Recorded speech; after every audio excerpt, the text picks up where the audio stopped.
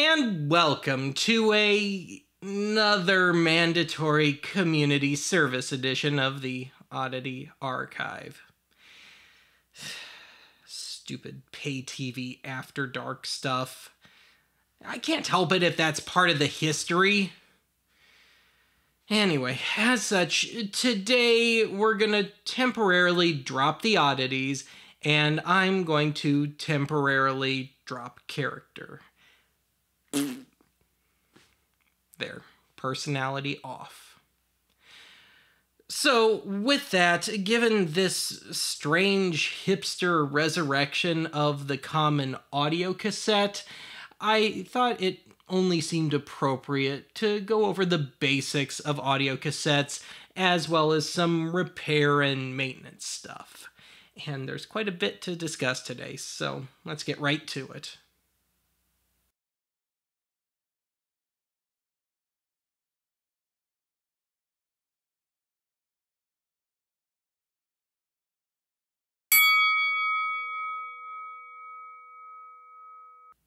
The easiest way of telling cassette types apart, though there are exceptions, and I'll get to those, is by looking at the write protect tabs, or in this case lack thereof, at the top of the cassette proper, the shell, as well as the color of the tape stock. Now, I've got the four main types of cassettes laid out here. We've got Type 1, ferric, Type 2, chrome, Type 3, ferrochrome, and Type 4, metal. Now, Types 1 and 3 both have just a pair of square tabs or holes to prevent unintentional re-recording, and Type 1 also has brown tape stock. All the other types, 2, 3, and 4, have black tape stock, if I can make the camera focus. And I should also note that the odds of you ever encountering a Type 3 tape are pretty slim, and most decks don't account for them. They didn't last very long. Now, getting back to the whole write protect thing, for Type 2s, we go from our square on up to a rectangle. And then for Type 4, we add a couple more holes towards the center of the top of the shell. Now, the reason for these holes is that most cassette decks have light sensors or some sort of sensor that shines or what have you into the top of the cassette when you insert it into the deck, and then it auto-detects your tape. Now, a lot of older decks are manual, like mine, so for me, I have to pay attention to each type of tape. Now, having said that, there is a quite common curveball when it comes to tape types, and this involves the bias setting on commercial pre-recorded tapes, and bias being an additional electrical current being added to the main program material. Now, there were a ton of tapes during the 80s and 90s released on Type 2 chrome tape. However, they're in Type 1 shells. And the reason for this, and I'm simplifying a bit here, is there's something of an intentional mismatch when it comes to the bias. So these tapes were recorded with the intent of being played back at the Type 1 standard of 120 microseconds, and it just happens to be recorded onto Type 2 tape. But bear in mind, Type 2 is only 70 microseconds. And also bear in mind that bias is inverse, so the lower the number, the higher the bias.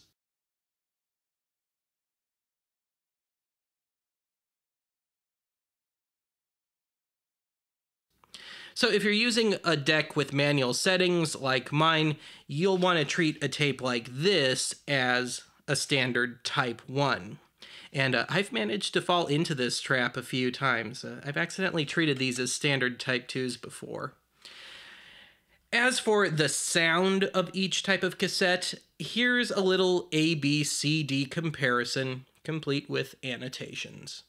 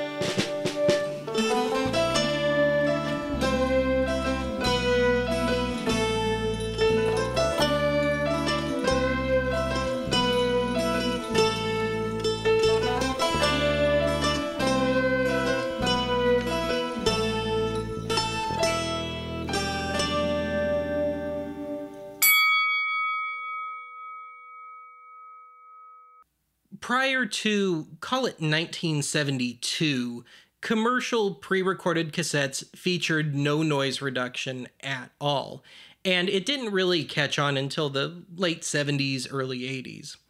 But anyway, the oldest tape that I've got with anything on it is this copy of Gilbert O'Sullivan's Himself from 1972, which is Dolby B encoded. Now, as far as I know, only two forms of Dolby were, for all intents and purposes, and I'll get back to that, only two types were used on commercial pre-recorded cassettes. And those two types would be Dolby B and Dolby HX Pro. And Dolby B is supposed to be used in tandem with the tape deck with a Dolby switch on it. And I've made plenty of enemies this way, but I'm not really a fan of Dolby B on cassettes, so I usually just ignore it when it's there. Technological purists be damned. But having said that, in my opinion, Dolby B works beautifully on reel-to-reel, especially at higher speeds, and you can actually hear a little of that on the most recent reel-to-reel episode I did. But anyway, I much prefer, instead of Dolby B, I much prefer the later Dolby HX Pro encoded tapes. And these were done in such a way that the tape is already more or less properly Dolbyized without the need for decoding, though you certainly can if you want to. Now otherwise, three more exotic types of noise reduction would be Dolby C, which as far as I know was never used on any major commercial pre-recorded tapes. And then you got Dolby S, and actually let's take a little detour here. Some HX Pro tapes were also encoded with Dolby S, though as far as I know, no major commercial releases were ever done with just S. So that's why I tend to say just Dolby B and HX Pro. And then getting back to our three types, sorry to beat a dead horse, but yeah, one more time, DBX. And of course, the need for a decoder is very much explicit with DBX encoded tapes. They're pretty much unlistenable without it. But having said that, as far as I know, this line of classical tapes are the only real, legit, legal pre-recorded DBX encoded titles. Now, since we're talking ways to improve the sound quality, I want to briefly touch on two manufacturing methods that were used to max out the sound. And one is known as, if I can get in the shot, XDR, or Expanded Dynamic Range. And XDR was a method that Capitol Records started using in about 1983 or so, and this one's an early one. This is from '84. And this involved the master tape loop, because that's how tapes are usually duplicated, being a 1-inch tape as opposed to the usual 1/2 inch. And then the other manufacturing method, which comes from towards the end of commercial cassettes run, would be Digilog. And Digilog used, instead of a tape, it was a digital file on a hard disk. And this could run up to 256 times speed, though as far as I know, nobody ever tried to push it that hard. And as counterintuitive as that sounds, this, it obviously sped up the duplication process, but it also actually helped minimize the usual cassette artifacts like hiss and dropouts. But anyway, let's take a cut here and we'll debunk a myth or two about cassettes.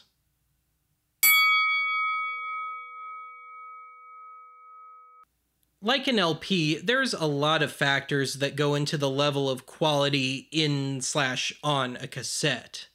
So with an LP, a lot of it comes down to the purity of vinyl stock and the pressing quality. Well, cassettes are no different.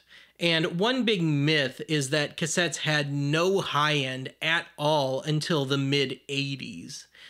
Well, actually, starting with Ampex's first big push on cassettes starting in 1968-69, these tapes could actually top out at around 15 to 16 kilohertz, which was actually about the norm in general, especially for pop music back then, and not to mention the limits of Type 1 ferric tape. But to put this in perspective, a standard CD tops out at 22.05 kilohertz. Humans generally can't hear above 20 kilohertz, and the older you get, the lower that number gets. Now, there are no shortage, admittedly, of tapes from the 70s and 80s and even 90s with little to no high-end, but it seems to be more a quality control thing. It seems to come more from cheap tape stock and poor manufacturing processes than anything else. Now, the V Westlife channel here on YouTube has already covered this, but I still feel compelled to add my tapes to the mix. So let's play a few brief clips here from some of my earliest cassettes, just to give you a cross-section of what these early ones sound like. And those tapes are Every Man Needs a Woman by the Vocal Majority. And I can't find anything concrete on this one, but I believe this tape dates to 1969. And longtime viewers have probably heard excerpts from half the songs on here used during my montage segments. Then the second tape, we've got Emmett Rhodes' self-titled album from 1970, though I believe the tape itself is from 71. And then we've got Lobo's debut album, Introducing Lobo, from 1971. We've got the aforementioned Gilbert O'Sullivan tape from 72, and lastly, the Final Raspberries album from 1974. And these things admittedly don't have any great high-end. Bear in mind, we're talking cassettes here and ferric type cassettes, and they're not high fidelity either. But in my opinion, I think they're a bit better than their reputations would suggest.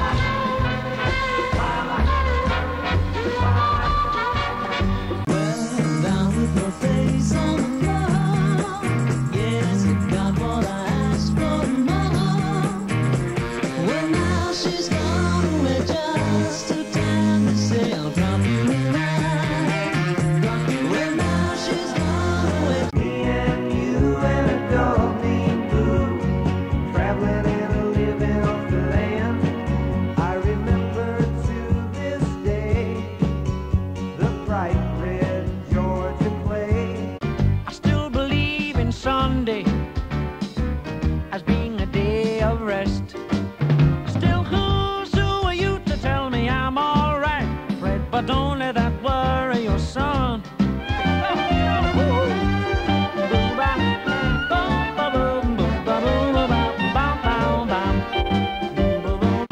When we started, it was a lot of fun, and the times we had I'll never forget.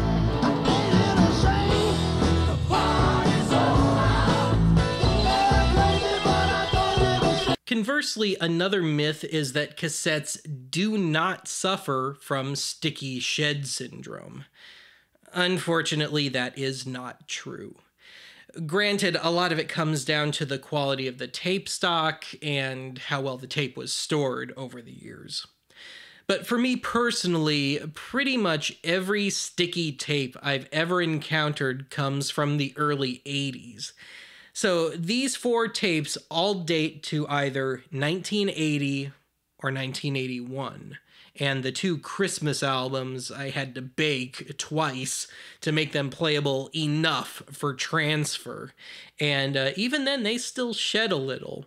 So when that would happen, I'd have to obviously stop the tape and take it out, but, clean out the tape deck, rewind the tape to the beginning of whatever song I happen to be on, and just work my way through the album and ultimately stitch the whole thing back together on the computer. But anyway, the 3 main symptoms of a sticky tape are squealing upon playback, rewind, or fast forward, though I say that with a caveat. Sometimes it's just a symptom of bad manufacturing, like the tape going out of alignment within the cassette shell. And then another more serious one is the tape playing at an erratic pace and usually ultimately slowing way down and stopping. And then the last, and in my opinion worst, is a staticky grinding sound that develops during playback. That is the sound of it shedding on the head. But unless these tapes are rare or just precious to you in some way, my advice would be to just throw them out. He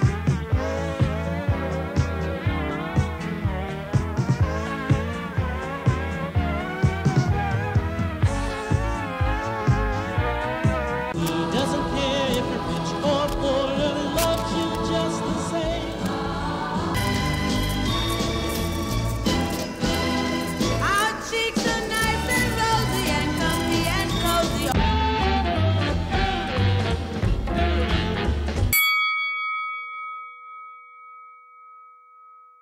The 2 most commonly needed repairs on tapes would be a missing pressure pad or a broken leader. And the one that I dread is broken leader, or occasionally broken tape.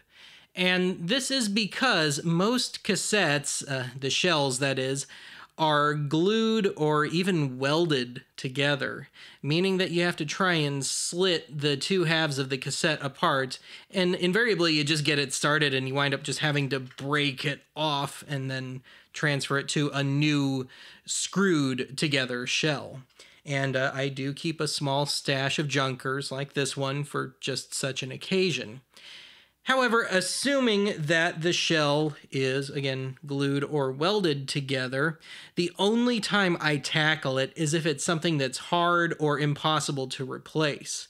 But also, some additional criteria are A, if the tape got jammed and backed up in the shell, and that has happened.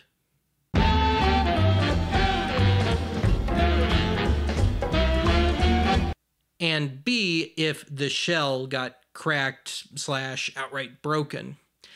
But having said that, if the original cassette is in a screwed together shell, then of course I'm a lot more open to fixing it up. But anyway, I've got this Ted Nugent tape here in which the leader has broken off at the hub. And I'm actually not going to fix this one. And this is because the shell, again, is glued, if not welded together. And it's not a rare or valuable tape, so it's just not worth the effort. But having said that, specifically when I do reattach a leader to the hub, I'll use something like cut down packing tape, and only if it's to the hub.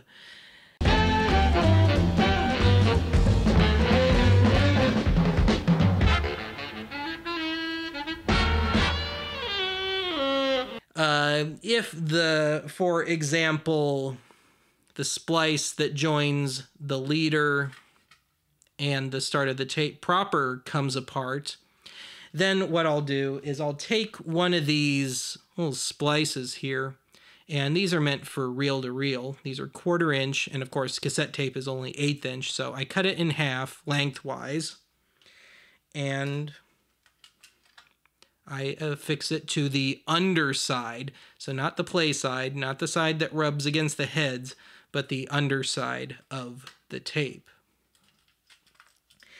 Now, if the tape proper breaks, unfortunately, you invariably have to sacrifice the ends and or mangled portion of the tape if there is any. So when this happens, I will tackle it like I do a reel-to-reel tape. So what I actually do is I cut it at a 45-degree angle, and then I hold it together by one of those cut-down reel-to-reel splices, again, on the underside of the tape. But yeah, that's how I do it.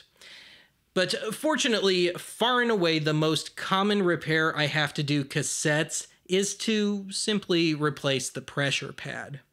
And if you saw the most recent archive thrifting video, you saw how I acquired this guy, but I didn't realize when I picked it up that the pressure pad was missing. I don't know if it's going to show up on camera here, but it is just the bare metal platform, if you will, there. So I am going to fix this one. And when I have to do this project, I use these strips of felt available online from 8-Track Shack, but these are indeed meant for 8 tracks. They're normally twice as wide, and they're meant for 8 tracks that have felt pressure pads on them. But I cut the whole thing down lengthwise, and then I just slice off a tiny little bit because the pressure pads are always very small. And these do have adhesive. There's a paper backing here. But in addition to the adhesive that's already there, I will give that platform on the tape itself, on the underside, a drop of crazy glue or whatever I happen to have around. Just, something strong. It doesn't really have to be anything too particular in my experience. But cue the montage.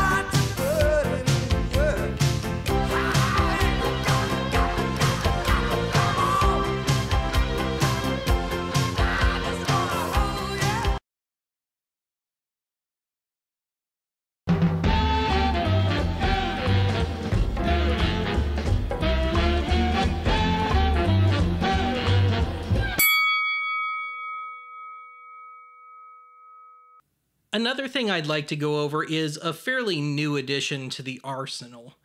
So every now and then I will need to reuse an old tape, audio or video, usually because it's some odd format or something or formulation that it's just too hard to find new ones anymore. But anyway, my old way of doing things was to simply record nothing, a blank signal, over whatever was already on the tape. But especially on audio cassettes, I'd still have some leftover program material on the tape, and I'd have to take a second pass at it to get it fully erased. And of course, this all had to be done in real time, so a 90-minute tape would take that long per pass.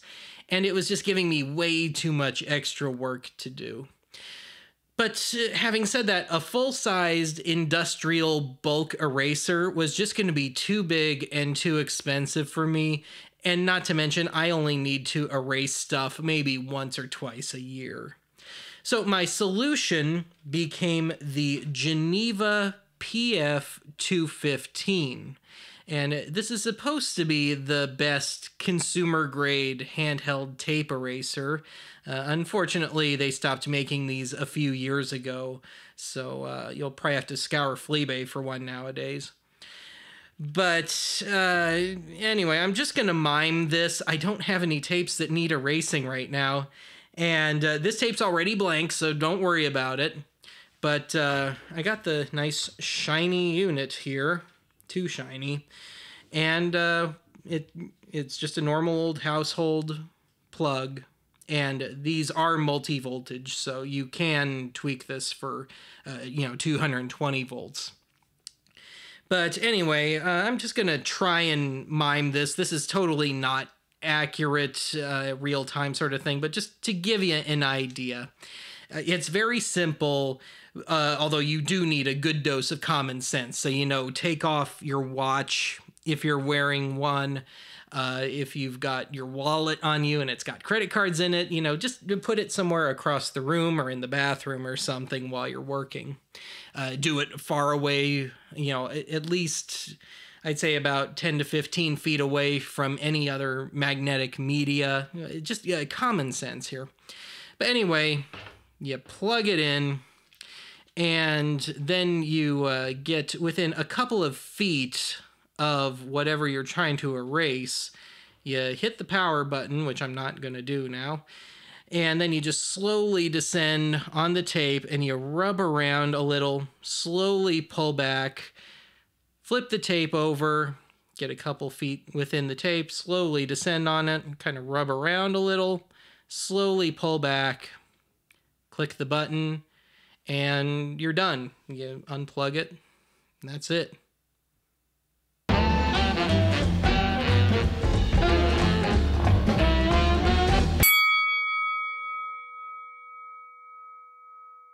All right, let's tackle this last segment, or I guess more accurately, two segments, here in the, I guess you could call it main archive HQ, my room with all the tech, and it's where I do my transfers and I fix stuff and all that. But anyway, just briefly, while we're still on the subject of tape erasers, once a year I demagnetize the heads of my cassette decks and my reel-to-reel, and I also demagnetize the set of electronics screwdrivers that I use all the time, usually on my gear. So for that, I use this old TIAC E1 head demagnetizer, easily and cheaply acquired on good old Fleabay. And the operation is almost a note-for-note repeat of the Geneva. The only difference is that I give myself a lot more than just a 2-foot running start. I give myself as much of a start as the cord will allow, actually. And having said all this, even at only once a year, generally very little excess magnetic energy has built up. But I just wanted to go over that briefly. Now, as far as cleaning goes, it seems like everybody's got their little preferred way to clean their tape decks, and so here's mine. I usually clean my tape deck after a day of use, so for example after a transfer session for archive or something, or right away if I had a shedding tape, because it's not going to play right if I don't. Now, I used to use 91% isopropyl alcohol to clean the heads and the roller, but after a certain point, it just wasn't cutting the crud. And not to mention, it wasn't breaking up a certain glaze that had built up over the pinch roller, thanks to the previous owner. So at the advice of my old repairman back in Denver, I went over to using 190 proof Everclear grain alcohol. Insert drunk joke here. And of course, I used plain old Q-tips to apply the alcohol. Nothing special. So let's take a cut here, and I'll give the old JVC a quick cleaning.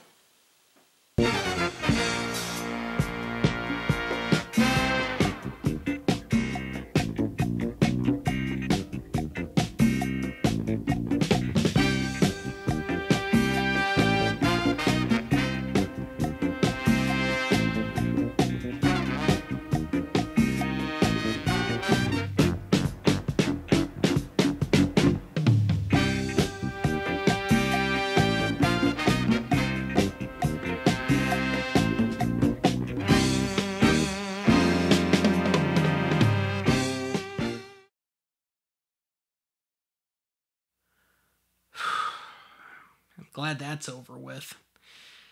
Well, that's it for today's archive. Join us next time when I once again bore you to death. This time with some exotic Japanese test laser discs.